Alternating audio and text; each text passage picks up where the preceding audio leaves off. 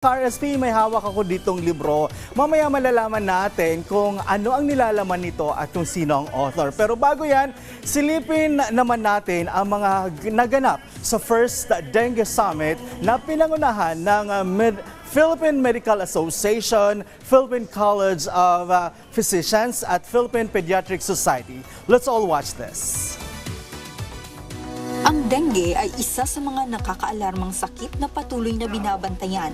Kaya para sa pakikisa sa National Dengue Awareness Month, sa buwan ng Hunyo ay isinagawa ang Dengue Summit sa pangunguna ng Philippine Medical Association, Philippine College of Physicians at Philippine Pediatric Society.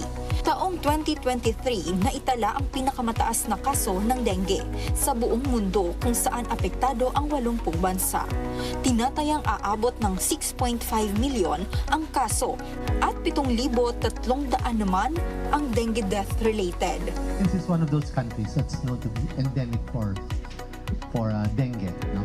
So there is a continuous possible transmission of the virus, the disease itself. It is a difficult task to have a zero death by 2030, but there's the road that leads to that. And most importantly kasi, prevention ang pinaka-importante.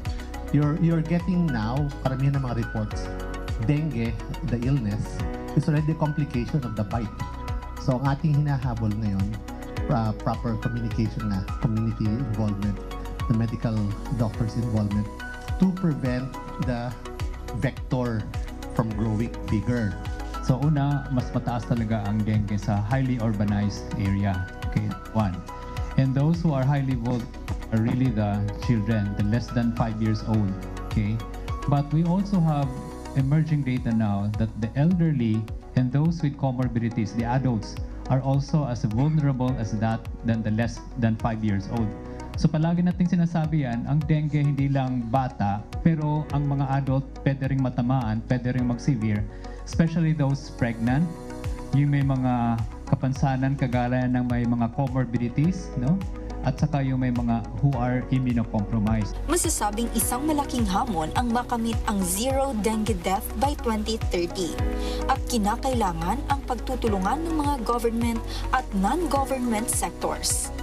It's a collaboration. While it's spearheaded by the Department of Health, it's multi-sectoral approach. No? So, unang-una, lahat ng healthcare workers, ang mga local government units, in fact, even the national government agencies should be on board. We have to guide our people in the community on how, and that is what we call prevention of the mosquito.